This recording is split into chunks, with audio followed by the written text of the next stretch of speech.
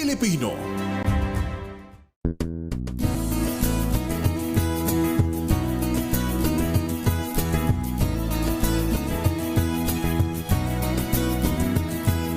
May kabuluhan ang bawat umaga. Sa pagsisikap mo, may kaagapay ka. Tama ang pulso ng pusong Pilipino. Katangi-tanging radyong maaasahan mo. Tatak ng serbisyong Pilipino, ang kauna-unahang radyo, DZRH. Subok na sa balita, DZRH. Haligi ng katotohanan, DZRH. Ang makabagong bayanihan, serbisyong tapat sa iyo, DZRH. Subok na sa balita, haligi ng katotohanan. Magkabagong bayanihan, serbisyong tapat sa iyo, DZRH. Miyembro ng KBP, kapisanan ng mga broadcaster ng Pilipinas.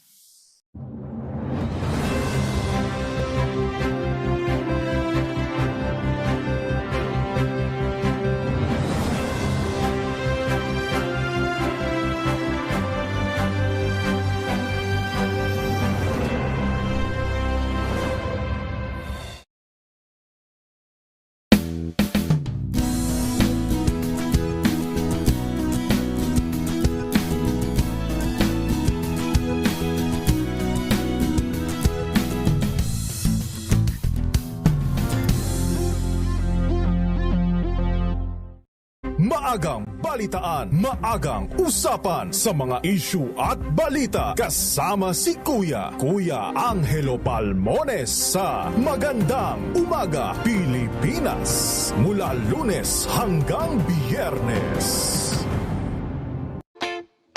Huwag pahuhuli sa mga nagbabagang balita. Sumali sa aming Viber community, DZRH News at maging updated sa mga kaganapan sa loob at labas ng bansa.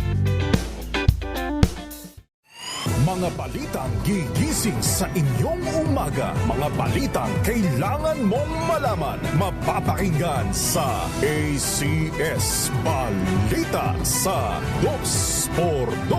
Kasama sina Anthony Taberna at Jerry Baha. Lunes hanggang Biyernes.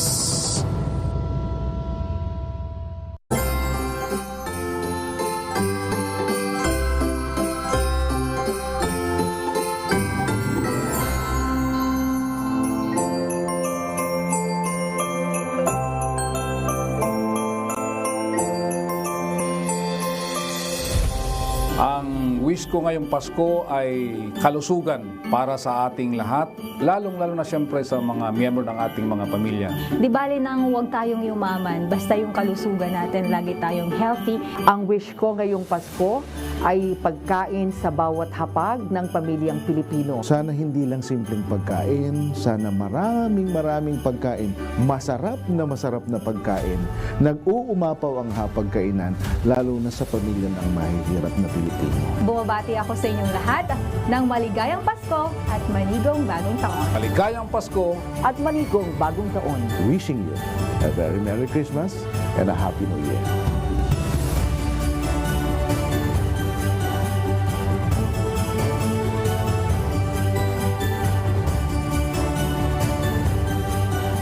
Ambalang Anthony Taberna at Jerry Baha ang gigising sa inyong umaga dahil lalatay ang humahagupit na diskusyon at komentaryo Lunes hanggang Biyernes sa 2x2.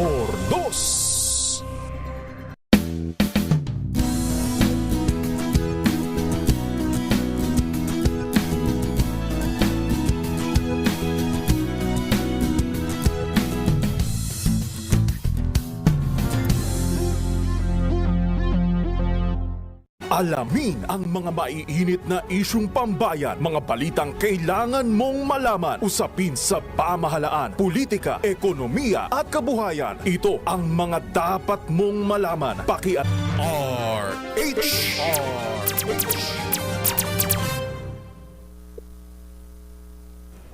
Ang oras alas 4:05 ng umaga. Walang kawala ang malalaking balita. RH Rapido Hataw Balita sa mundo ng politika, palakasan, showbiz at iba pa sa Pilipinas at ibang bansa. Iyon ang makukuha sa RH Rapido Hataw Balita. Mga pinakahuling panayam sa likod at gumawa ng mga balita. RH Rapido Hataw Balita.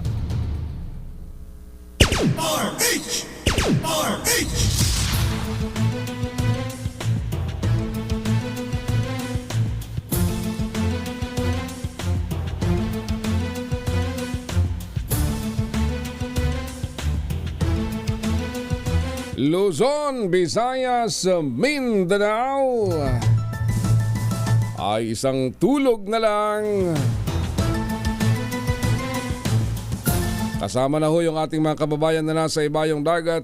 Isang mapagpalang araw ho ng Sabado, December 23. Ako ho ang iyong makakasama ngayon, Raymond Del Paz.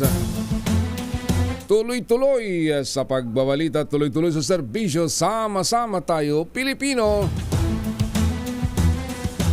Una sa ulo ng ating mga balita. Fireworks-related injuries ngayong holidays 2023 umabot na sa 4. Mga Pinoy na umaasa ng masayang selebrasyon ng Pasko at Bagong Taon bumaba, pero mayorya ng mga Pilipino tiwalang gaganda naman ang buhay sa 2024 ayon sa survey ng Pulse Asia. Big time price hikes sa petrolyo at LPG sasabay sa selebrasyon ng Pasko at Bagong Taon. Dalawang probisyon sa 2024 General Appropriations Act vinito ni Pangulong Bongbong Marcos. Jackpot prize sa Ultra Lotto 658 pumalo naman sa mahigit na 530 milyon pero wala pa ring nanalo kagabi. Facebook page ng Adamson University nahak. Naku ho. Kumpanya ng taxi na nasangkot sa paniningil ng 10,000 bawat pasaherong pasahe sa grupo ng mga Taiwanese na NAIA tinanggalan ng prangkisa. 33 piso na aumento sa sahod ng mga manggagawa ng Northern Samar, aprobado na. Mga kasambahay, may aumento din. Pambato ng Pilipinas, kinoronahan bilang Miss Earth Air 2023. At sa balitang sports, world rankings ng Gilas Pilipinas umangat. At sa balitang showbiz, Bianca Manalo itinanggi na may relasyon kay Rob Gomez. Nagpaliwanag kung bakit niya pinapupunta ang aktor sa kanyang bahay. Yan ang ulo ng ating mga balita ngayon sa detalye.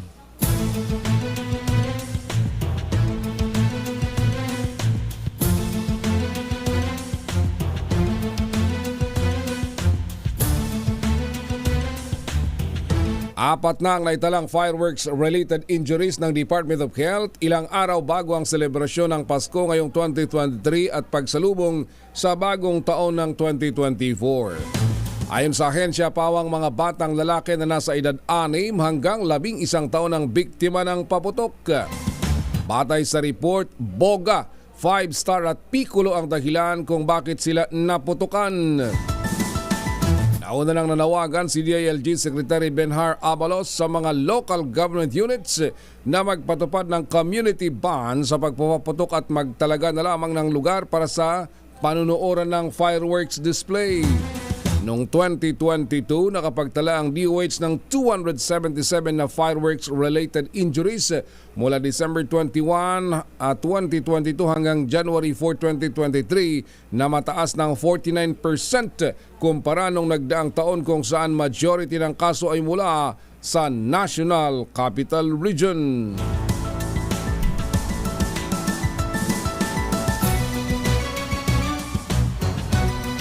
Bukas ang palasyo ng Malacanang sa publiko ngayong Christmas season.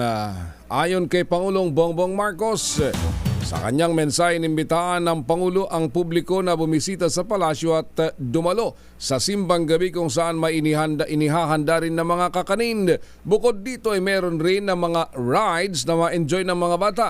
Ang pagbubukas sa palasyo sa publiko ay pagpapatuloy ng tradisyon ng panahon ni dating Pangulong Ferdinand Marcos Sr. at dating First Lady Imelda Romualdez Marcos.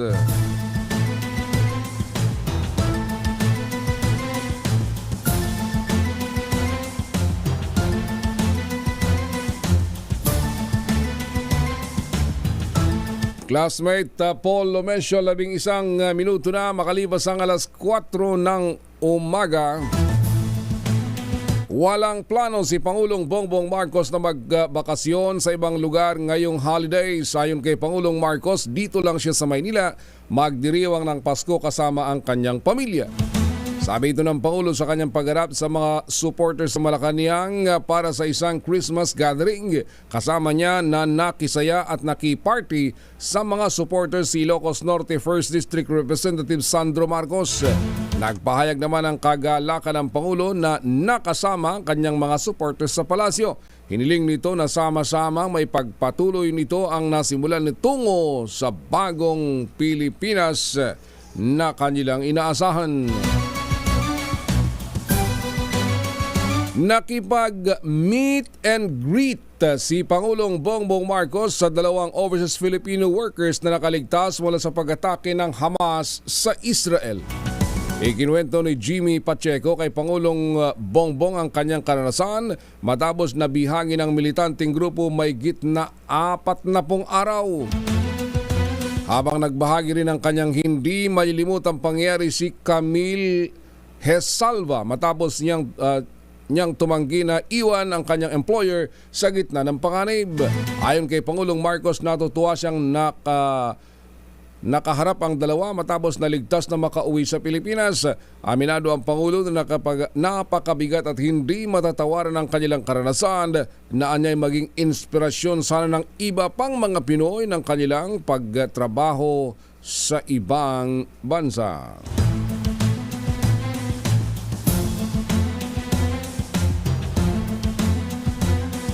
13 minuto na ho, makalipas ang alas 4. Magandang umaga kila Francisco Antonio Ramirez Garcia sa Nueva Ecija at yung mga magsisibuyas sa Bungabon na inaatake ng mga army worms. May bad news sa mga motorista. Namumuro ang malaki ang dagdag presyo sa petrolyo sa susunod na linggo. Sa pagtaya ng oil industry sources, 1 peso and 40 centavos hanggang 1 peso and 60 centavos ang posibleng taas presyo sa kada litro ng diesel at gasolina. Habang 1 peso and 60 centavos hanggang 1 peso and 80 centavos naman ang pagtaas sa kada litro ng gas o kaya ay kerosene. Habang may nakaambaring price hike na 3 pesos and 50 centavos kada kilo sa liquefied petroleum gas o LPG na sasalubong sa unang linggo ng bagong taon. Bunsod naman ito sa pagtaas ng shipping cost ng LPG.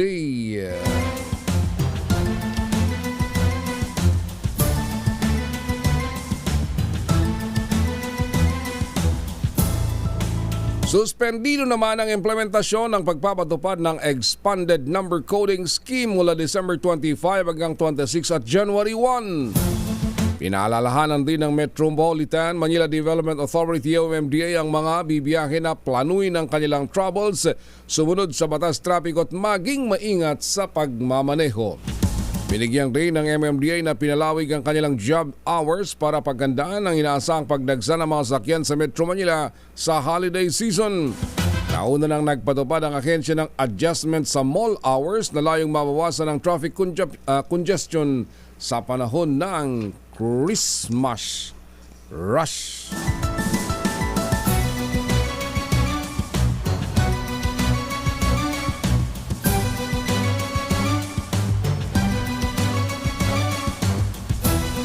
Tumaas naman na ang presyo ng lechon at ham habang papalapit ang Pasko. Sa Laloma na kilalang lechon capital sa Metro Manila, ang presyo ng lechon para sa 15 katao ay 7,500 mula sa dating 6,000. Laki ng tinasa. Ang pinakamalaking size ng lechon ay mabibili na sa presyong 25,500. Samantalang tumaas naman ng 70 o 7% ang presyo ng ham na ibinebenta sa Quiapo. Ang 1 kilo ng Chinese ham ay mabibili sa halagang 1,880 sa isang sikat na tindahan sa Quiapo, habang ang scrap ham ay nasa presyong 1,640 kada kilo.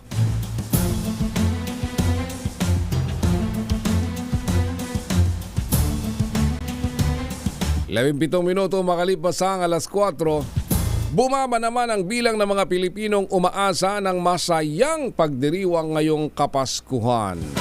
Ayon sa survey ng Pulse Asia, 30% lamang ng mga respondents ang nagsabing magiging masaya ang selebrasyon nila, mas mababa kumpara sa 43% noong nakaraang taon. Pinakamalubha ang pagbaba ng sa Visayas, sinundan ng Mindanao, National Capital Region at ilang bahagi ng Luzon. Samantalang mayorya naman ng mga Pilipino o 92% ang umaasang magiging maganda ang paparating na taon. Pinakamarami pa rin dito ang nagmula sa Visayas at Mindanao.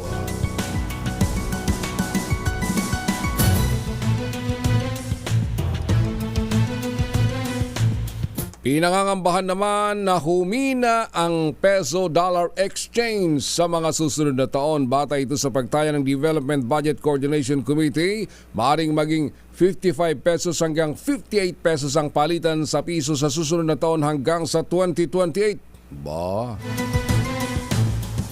Mas mahina ito kumpara sa naunang mga pagtaya na 53 hanggang 57 pesos. Ito ay dahil umano sa pag-usbong ng mga import sa susunod na taon na tutulak sa local demand ng bansa. Samantalang inaasahan namang manunumbalik ang paglago ng importation sa rate na 7% sa taong 2024.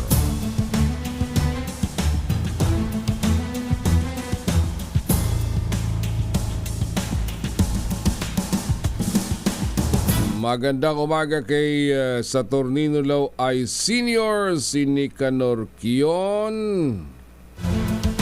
na mukhang nasa ibang bansa, si Willie Bico, Alfredo Cobillas Senior, Ria Soto, good morning, si Leo Habares. Binabati yung mga taga Nara, Palawan na sina Ann Cabua, Maylin Atienz at Mrs. Rosa Rubio. Vicky Sia, good morning. Maridel Furukawa, Eva Robles Cherokee at si Ana Andrea Famoso. Good morning, Don Julipata sa Samar, Nelson Malinaw sa Falls Church, Virginia. G. Molier na Imbagabigat, Tamban, Alcala. Sa tiyaong pala itong si Willie Bico.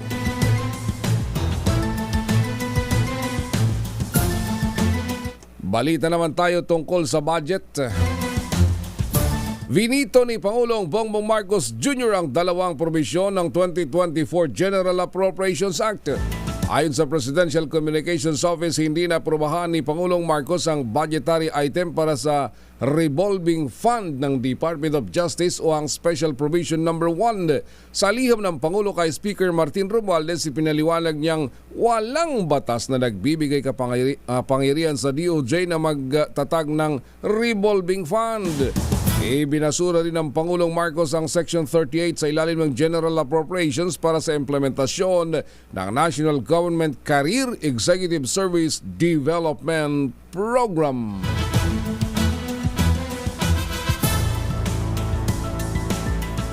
Kaya pala ang sabi ng ibang mga nag-oobserba ay hindi masyadong malaki or nothing spectacular doon sa provisions ng General Appropriations na binito ng Pangulo. 4:21 ng umaga,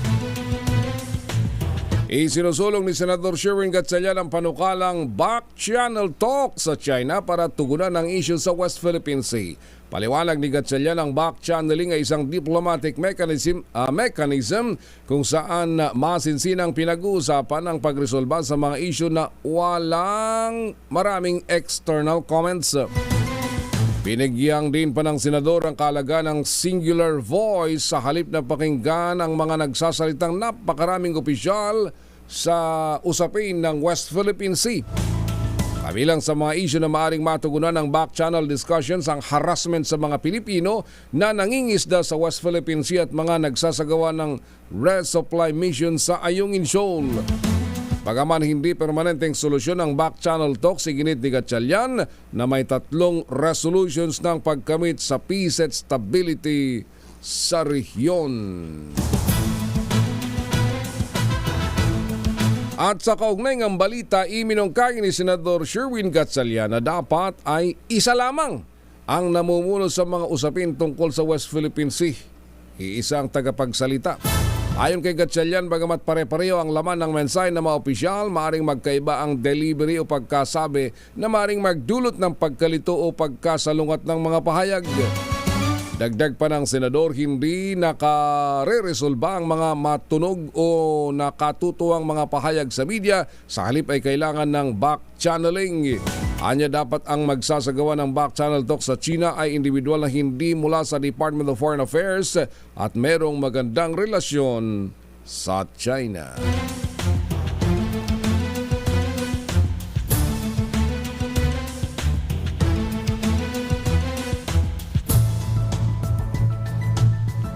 Sa ibang balita naman,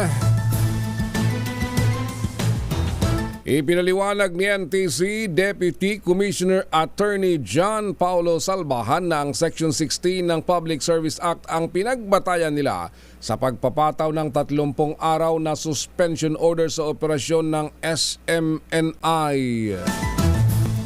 Ito yung Sunshine Media Network International.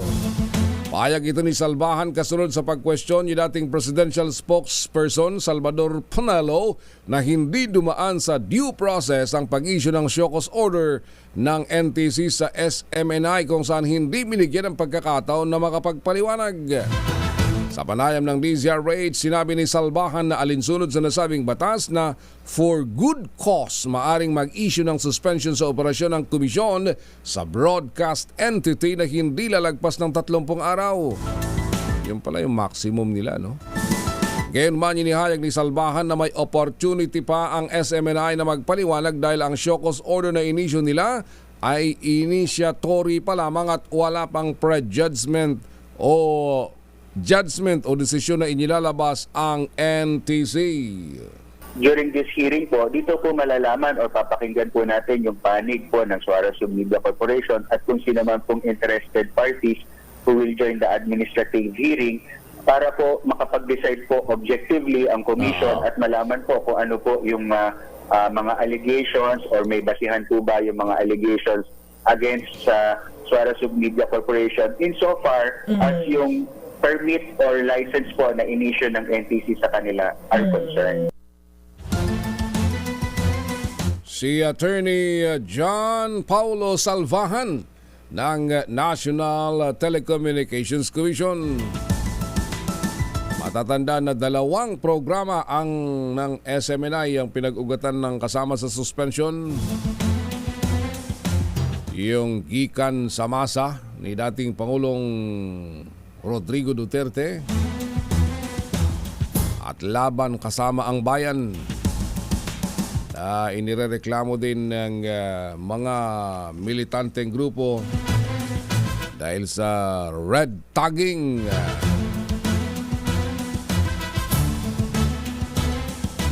4:25 ng umaga.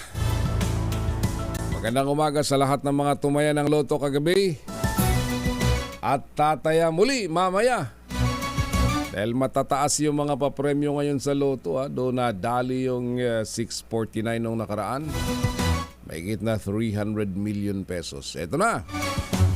Mahirapan pa rin ang pagsungkit sa jackpot price ng Ultra Lotto 658 na umabot na sa 530 million pesos, 527,560. Iyan ay makaraang lumabas na ang mga kombinasyong 46, 43, 44, 16, 50 at 21 sa draw kagabi. Parang alanganin yung kombinasyon Bunsod nito, inaasahan na lalaki pa ang jackpot price sa susunod na bola nito sa linggo, bisperas ng Pasko. Samantalang wala ring nanalo sa 6 o sa Mega Lotto 646 draw kagabi na ang winning combination naman ay 41, 1, 13, 33, 6 at 5 na may jackpot price na 10,788,056.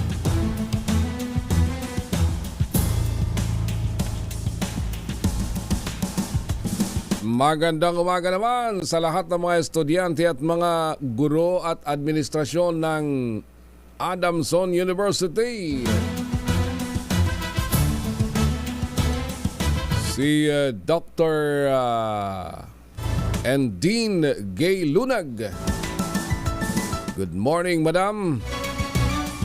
Nahak ang official Facebook page ng Adamson University. Nadiskubre ng student government ang hacking incident sa FB page ng ADU nitong Biyernes ng umaga.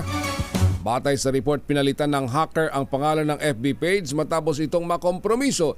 Hinikayat naman ng universidad ang lahat na i-report ang page upang makontrol ang posible pang pagkalat ng mga inappropriate content na inilagay dito ng hacker.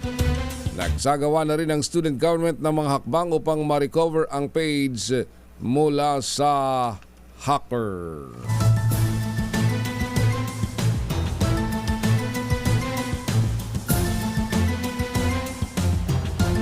Alas 4:28 na ho ng umaga.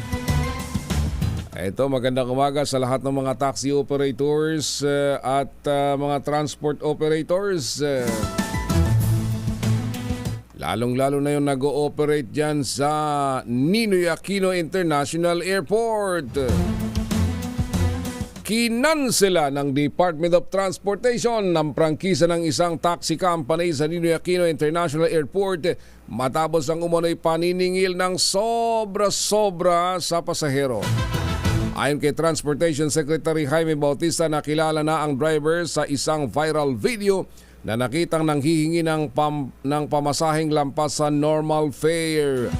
Batay sa video, nagpakita ang taxi driver ng laminated card na nagsasabing ang pamasahe papuntang NAIA Terminal 1 ay 11,500, sa Terminal 2, 12,000, sa Terminal 3, 13,500 at sa Terminal 4 ay 10,300 pesos. Dagdag din ni Bautista, bagamat nakilala na ang driver sa tulong ng mga CCTV sa lugar, sa ngayon ay hindi pa rin ito natutuntun ng mga otoridad. Bakit? Hindi na lang banggitin yung taxi company para hindi naman madadama yung iba. At magpaliwanag din yung taxi company. Talaga naman dyan tayo nayayari sa ating tourism program Kasi isa yan sa kadikit ng programa ng turismo. So hindi po pwede na yung programa sa turismo ay Department of Tourism lang. So yun yung sinasabi nung panahon ni administrasyon ni dating Pangulong Noynoy Aquino, na hanggang ngayon ginagamit pa rin yung termino, yung whole of government approach. Hindi pwedeng isang agency lang. Kita nyo yan, ang DOT halimbawa, maganda yung programa inihanda para sa mga turista. Pero pagdating sa transportasyon, which is under Department of Transportation, sablay, gaya niyan, ha? Ay, nako. Gawain ng isang tao, damay ang buong industriya. At buong gobyerno natin, no? Tayo damay. Gawain ng iisang tao. Tapos walang yagbols na humarap, pati yung kumpanya. Nako. Sira ang ating turismo. Sa oras na alas 4:31 ng umaga, batiin natin ang magandang umaga. Yung iba pa nating mga naka-monitor dito, sila Ruby Rabe, Nardet Sumera ng San Ildefonso, Ilocos Sur, Poblacion East. Naimbag nga bigat po. Remedios Raras, si Maria Sobrepenia. Belated happy birthday daw sa kanyang anak na si Andrian Kitchon Sobrepenia. Birthday niya kahapon. Belated, isang araw lang. Happy birthday, Adrian Kitchon Sobrepenia. Marilu Perez, birthday daw ang kanyang dating boyfriend, sa kanyang mister, si Norman Perez. Marcelina Amoma from Marikina. Uy, yung gandang umaga ho. Kumusta yung bumawi na ba ang show industry ngayong panahon? Ivy Gutierrez sa Tayug, Marilu Perez, ayan na, si Jocelyn Navong from Kalumpit at si John Tagarino. In the meantime, ang oras natin, alas 4:32 na hunang umaga. RH Rapido Hataw Balita. RH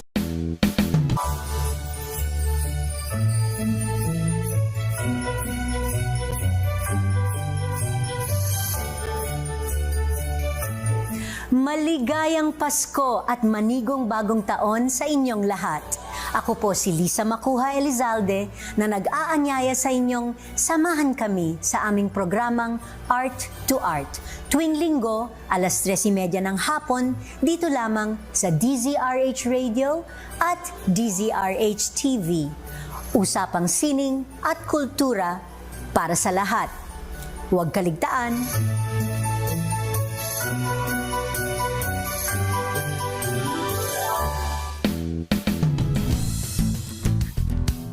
Bawat issue ay hihimayin at malalimang aaralin. Na iwan natin ang intelligence experts dun sa intelligence agencies ng gobyerno. Walang kontrobersyang palalampasin.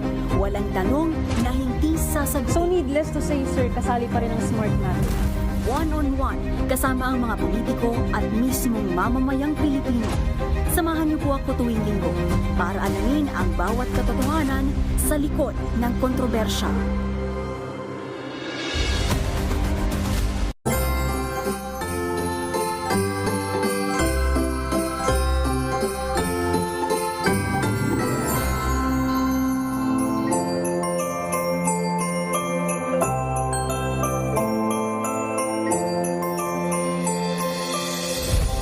Most thankful for the gift of family, the closeness of my loved ones. Maayos na kalusugan para sa pagpapatuloy ng ating paglilingkod sa bayan sa pamamagitan ng pagbabalita. Yung pagtatapos ng COVID-19 pandemic. Yung God's love, naramdaman ko siya through my family, friends, of course, special someone na dito rin sa work. Nagpapasalamat ako sa Panginoon sa ibinigay niyang buhay, panibagong buhay sa akin. Happy holidays. Merry Christmas. Naway maging masaya ang inyong Pasko at manigong bagong taon. Sana sa 2024 ay makamit natin ang mabubuting wish para sa ibang tao.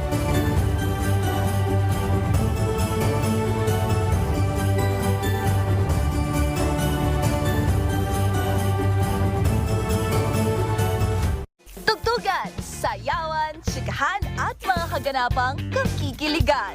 Mula sa concerts and fan meets of your favorite stars, local man o international, sagot na namin. Every Saturday, 12 noon, kasama ang inyong showbiz angel sa Season 2 ng Scene Zone. Dito lang yan sa DZRH TV.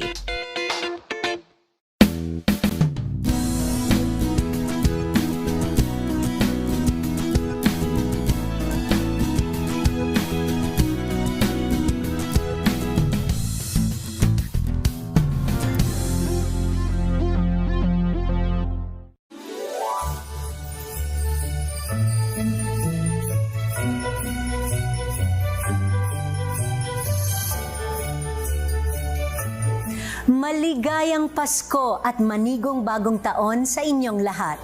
Ako po si Lisa Makuha Elizalde na nag-aanyaya sa inyong samahan kami sa aming programang Art to Art. Tuwing linggo, alas 3:30 ng hapon, dito lamang sa DZRH Radio at DZRH TV. Usapang sining at kultura para sa lahat. Huwag kaligtaan.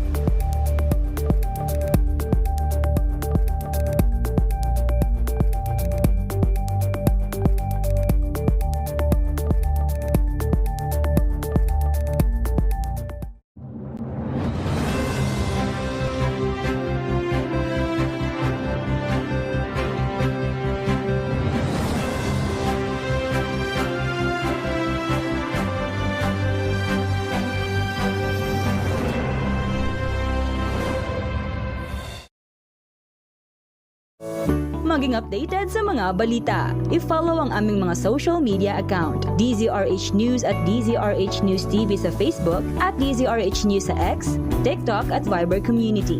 DZRH Drama at DZRH News Television sa YouTube at www.dzrh.com.ph.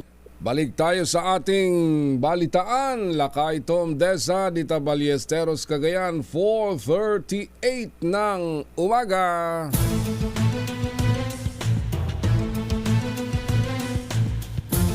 Tiniyak ng isang infectious disease expert na wala pang napaulat na kaso ng bagong highly transmissible na JN-1 COVID-19 variant sa bansa.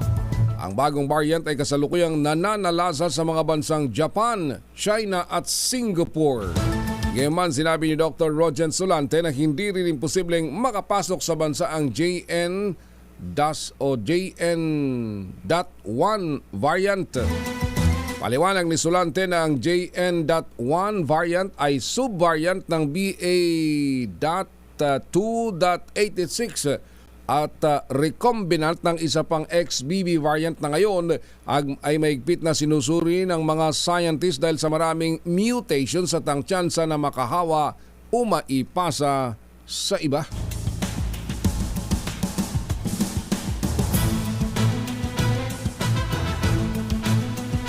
Samantala, nananatili naman ang mahigit na 3,000 katao sa mga evacuation centers sa iba't ibang rehiyon ng bansa bunsod ng nagdaang bagyong Kabayan. Aba, doon sila magpapasko.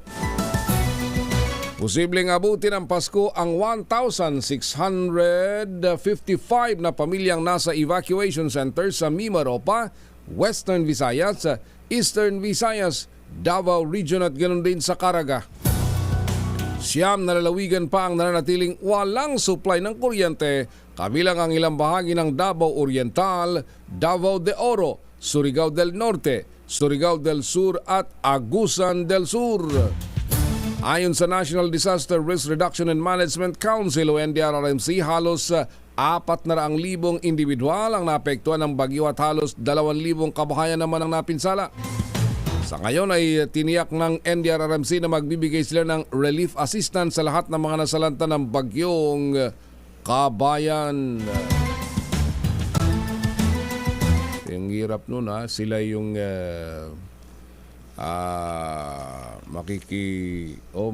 hindi sila sa kanilang bahay magpapasko. Marami sa ating mga Pinoy talagang sagradong araw yan para sa ating pamilya, na dapat ay ikaw ay nasa iyong sariling pamamahay. Alas 4:40 ng umaga. Ay magandang umaga doon sa lahat ng ating mga kasamaan dito sa news, sa DZRH Television at siyempre sa digital, na nakisaya kagabi. Magandang umaga kay Senator Francis Tol Tolentino na narito kahapon hanggang kagabi. At saka yung hepe ng LTO, Land Transportation Office dyan sa Manila South. Yung katabiho ng Post Office Building dyan sa Maynila. Sa may Loton area, si Ginoong Al Villanueva. Salamat sa inyong pagdating kagabi at pakikiisa sa amin dito sa DZRH.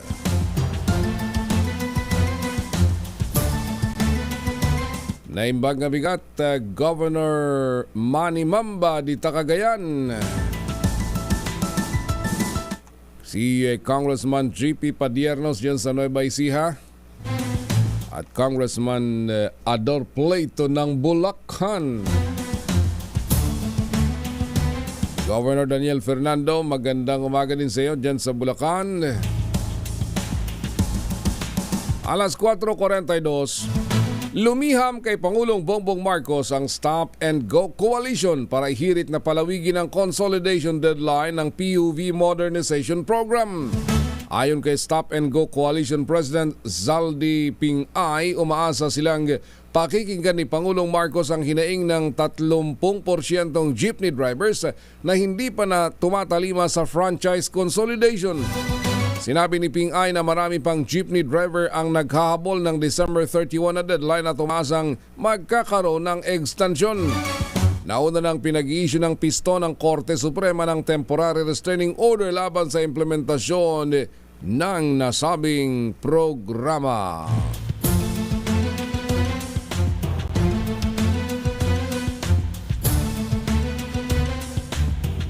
Kaya hindi matigil-tigil yung mga protesta ng mga drivers natin dahil hanggang ngayon hindi rin malinaw sa kanila at wala ding tugon doon sa kanilang mga kahilingan. Dahil ang sabi ho ay tuloy-tuloy na ho yung December 31, 2023 na deadline para sa kanilang consolidation. Hindi lang ho jeepney ito pati yung mga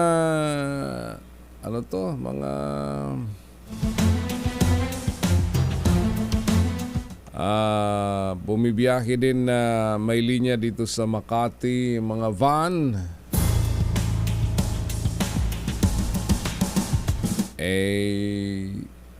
Nakita na ang isang unit ay hindi yung the usual van na nakikita natin. Kailangan daw mag-consolidate din. Paano mag-consolidate yung iisang piraso? Wala ka namang kamukha doon sa linya ninyo. Nako. At mismong si Senator Grace Poe, ang chairperson ng Senate Committee on Public Services, ang nagsabi nung nakaraan na 2018, simula 2018 hanggang 2023 ay bilyones na pondo ang ibinubuhos dyan sa PUV Modernization Program. Pero yung mismong DOTR at LTFRB, ruta pa lang, yung comprehensive route plan, yung ruta na dadaanan ng mga jeepney at na ito yung ibibigay nga dito sa bagong klase ng mga pampasayrong jeep o e-jeep, hindi daw matapos-tapos, no? napakababa ba yung compliance rate ng DOTR at LTFRB? So, ibig sabihin yung DOTR at saka LTFRB hindi daw nagagampanan ng mahusay yung kanilang responsibilidad. Pero kung makapag-deadline sa mga jeepney drivers at operators, wagas. Sabihin nila, oy, kayo hanggang December 31 lang. Pero sila na pinopondohan ng bilyones since 2018, so 18, 19, 20, 21, 22, 5 years, 6 years in the making, pang-6 na taon ang 2023, hindi pa rin nila natatapos yung kanilang trabaho.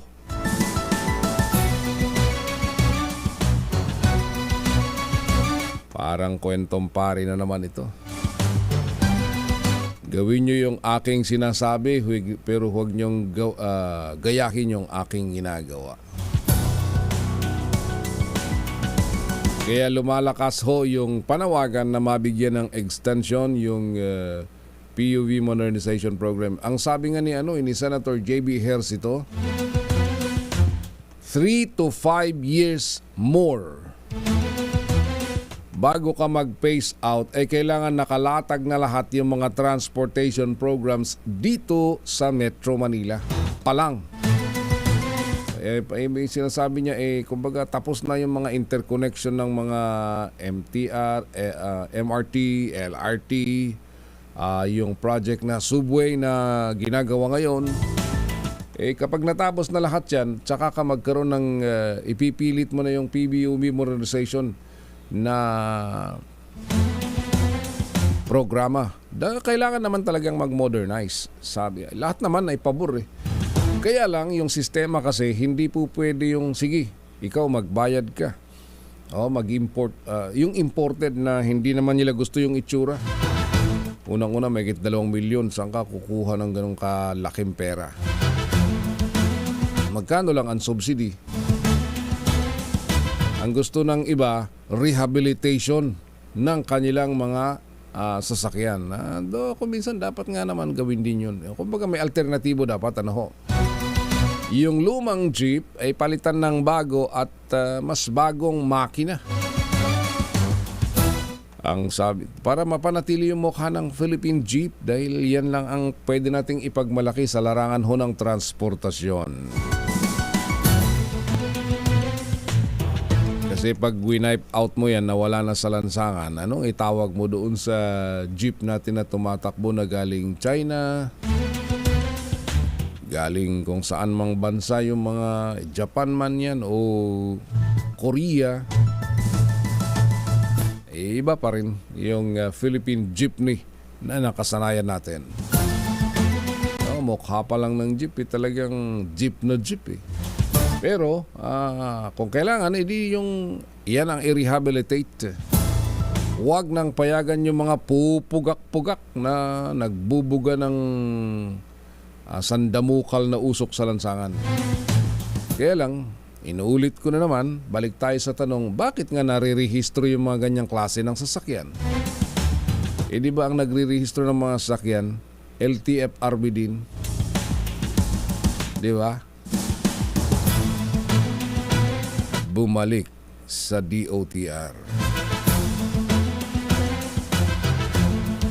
Alas 4:49 ng umaga, magandang umaga kila Reynaldo Quiñones sa Batangas. Gandang umaga daw si Ivy Gutierrez, binabati niya si Evangeline Lasarte Ruizan. Zaldi Cruz ng Capas Tarlac. Fernan Estibar ng San Jose Ternate Cavite. Si Aldi Idorot sa Caloocan, Rosie Vergara, good morning. Efren Bolusan. Arturo Comilio sa Samart, si Vernilio Cianos at Jaime Senior Prado from Bataan.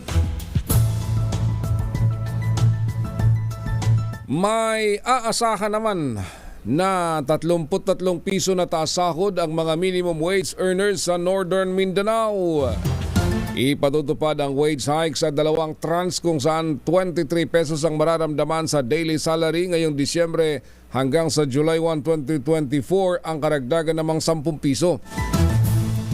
Dahil dito ay magiging 423 hanggang 438 pesos na ang daily minimum wage sa rehiyon para sa non-agricultural sector at 411 hanggang 426 naman para sa agriculture sector. Inaprubahan din ng Regional Tripartite Wages and Productivity Board o RTWPB ang 500 pesos na taas sahod para sa mga kasambahay sa chartered cities at first-class municipalities at 1,500 sa iba pang mga bayan.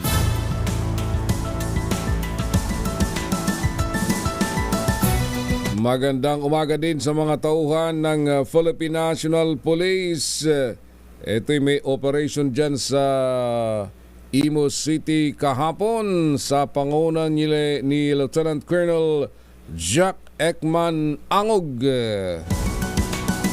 Ang officer in charge bilang Chief of Police ng Imus City Police Station.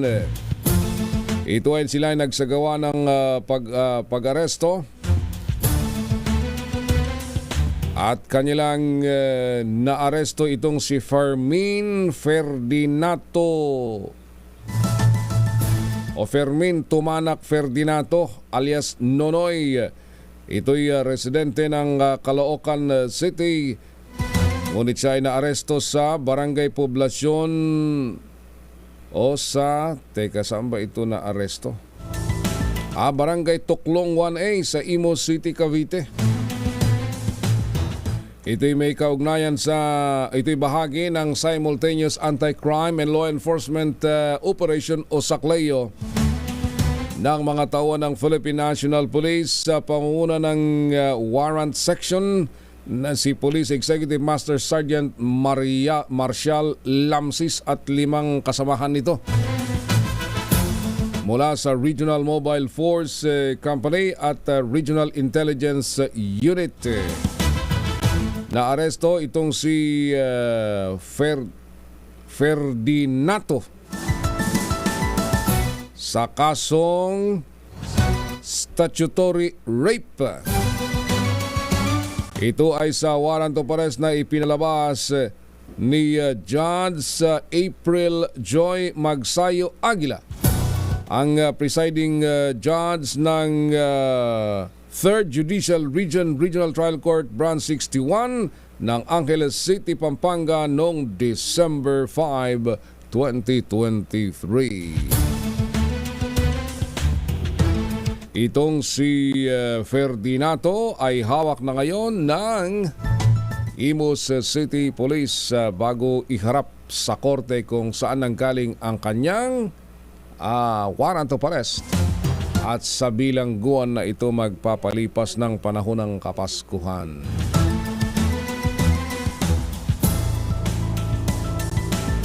Magandang umaga kina Lieutenant Colonel Jack Angog, ang officer in charge ng Imus City Police. At siyempre, gandang umaga din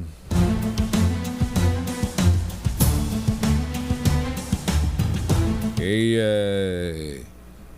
Police Executive Master Sergeant Padilla.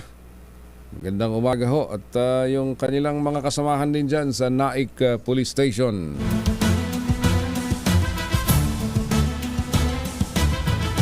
Berhel Sakdalan at Leo Juarez, gandang umaga muli sa inyo. 6 na minuto pa bago mag-alas 5 ng umaga.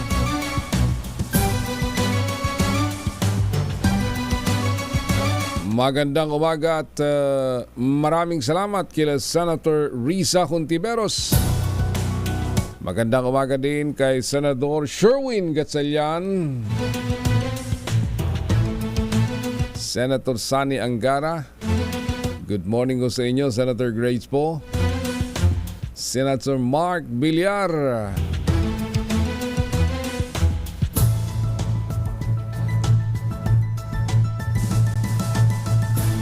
Patay ang isang overseas Filipino worker na nagbakasyon lang sa Pilipinas upang dito magdiwang ng Pasko at Bagong Taon. Bah, kalungkot naman ah. Iyan ay makaraang pagsasaksakin ng tauhan sa bahay ng kanyang kapatid sa isang exclusive subdivision sa Antipolo City. Aray ko po. Kinilalang biktima na si Canis Minica Seming. 29 anyos na nagtamo ng 15 saksak sa iba't ibang bahagi ng katawan. Alako. Suspect sa krimen ang tauhan ng kanyang bayaw na kinilalang si Artondo. Nabatid na pinagbakasyon muna ng bayaw si Siming na si Jose Garcia. Ang suspect dahil sa dami ng problemang ibinigay nito sa kanila kabilang na ang isyu sa pera.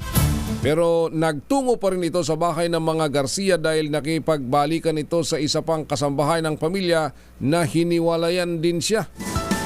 Hinala ng pamilya nang hindi makuha ni Tondo ang kanyang gusto na makipagbalikan sa kasambahay ng mga Garcia ay dito na nadamay si Siming at tinadtad ng saksak. Ganun lang ang buhay, ano? Inahanting na ng mga otoridad si Tondo at ang tricycle driver na nagmaneho na sa kanya papasok naman sa subdivision.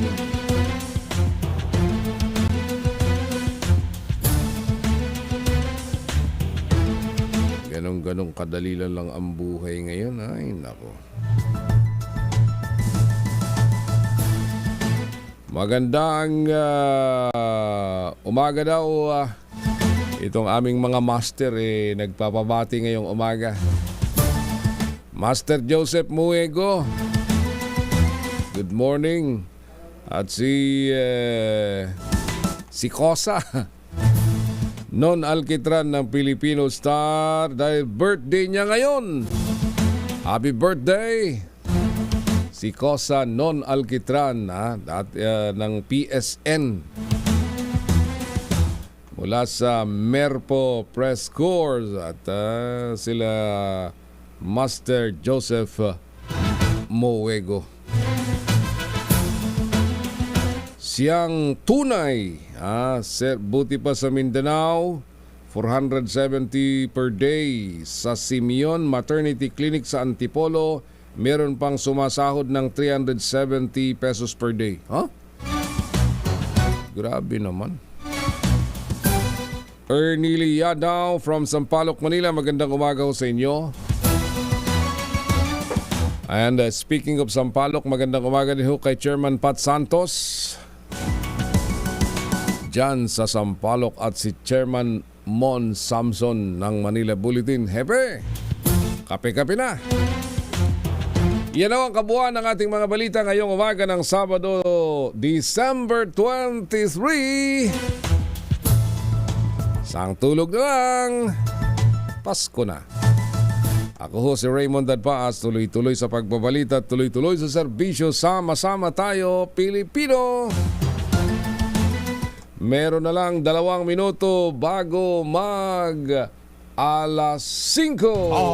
RH Rapido Hataw Balita.